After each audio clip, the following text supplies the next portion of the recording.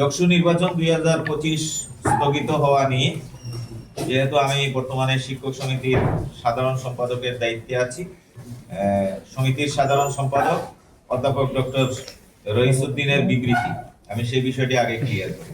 জগন্নাথ বিশ্ববিদ্যালয় কেন্দ্রীয় ছাত্র সংসদ যকসু বাস্তবায়নের জন্য গঠিত প্রথম নীতিমালা প্রণয়নের জন্য গঠিত কমিটির আহ্বায়ক হিসেবে আমার কমিটির সকল সদস্যদেরকে নিয়ে আন্তরিকতার সাথে মাত্র 1.5 মাসের মাথায় নীতিমালা আমরা প্রণয়ন করেছি।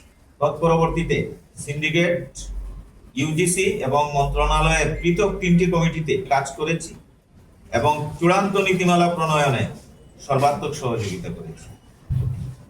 30 ডিসেম্বর 2025 তারিখ যকসুর সকল কার্যক্রমে স্বতঃস্ফূর্তভাবে অংশ নিয়েছি। 29 তারিখ অর্থাৎ গতকাল রাত 10টা পর্যন্ত আমি ক্যাম্পাসে অবস্থান করে নির্বাচনের খুঁটিনাটি সকল বিষয়ে যত কার্যক্রম ছিল তার সবকিছু আমি সম্পন্ন করে গভীর রাতে আমি বাসায় ফিরেছি। 30/12/2025 তারিখ সকাল 6 ঘটিকায় জগন্নাথ বিশ্ববিদ্যালয়ের প্রতিষ্ঠাতা, 3 বারের সফল প্রধানমন্ত্রী, গণতন্ত্রের আপসহীন নেত্রী দেশ নেত্রী বেগম জিয়ার ইন্তিকালে সমগ্র জাতি সুখে বিহ্বল হয়ে থমকে দাঁড়িয়েছে। সঙ্গত কারণে আমারও জীবনের স্বাভাবিক যাত্রা থমকে গিয়েছে। তদুপরি দায়িত্ব কাঁধে নিয়ে নির্বাচনের দায়িত্ব পালনের জন্য আমি বাসা থেকে রওনা দিই। মাঝপথে উপাচার্য মহোদয়ের দপ্তর থেকে ব্যাপারে করণীয় নির্ধারণের জন্য সকাল 8:30 জরুরি সিন্ডিকেট সভায় অংশগ্রহণের জন্য অনুরোধ জানানো হয়। সকাল 8:30 পূর্বেই আমি উপাচার্য মহোদয়ের দপ্তরে উপস্থিত হই।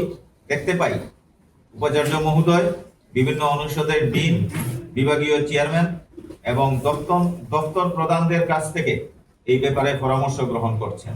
যথাসময়ে সিন্ডিকেট সভা শুরু হয়। সভায় মন্ত্রণালয়ের প্রতিনিধি, ইউজিসি প্রতিনিধি সহ সকল সদস্য অংশগ্রহণ করেন।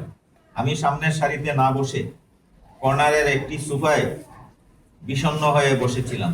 সঙ্গত কারণেই আমি বেগম জিয়ার ইন্তেকালে বিধ্বস্ত।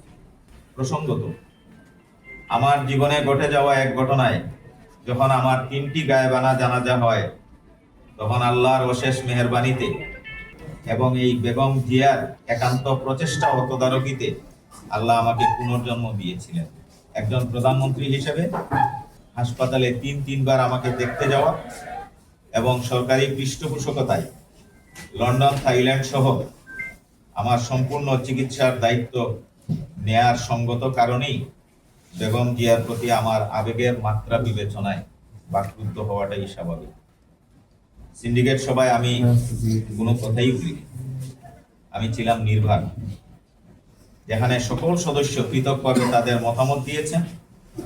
সকলের সর্বসম্মত সিদ্ধান্তেই যকসু নির্বাচন স্থগিত করা হয়েছে।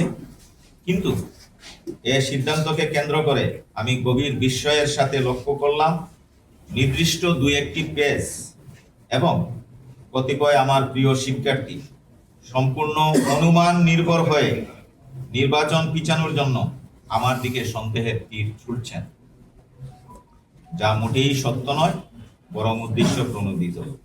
যকসু হওয়ার জন্য যত প্রক্রিয়া ছিল সবকিছুতেই আমার ভূমিকা ছিল দৃশ্যমান। এখানে গোপনীয়তার কিছু নেই, সংশয়ের কিছু নেই। জগন্নাথ বিশ্ববিদ্যালয় এমনকি যকসুর জন্য এত আন্তরিক ভূমিকা নেয়ার পরও যদি দোষের শিকার হতে হয়, এর চেয়ে দুঃখজনক এবং অনাকাঙ্ক্ষিত আর কিছু হতে পারে।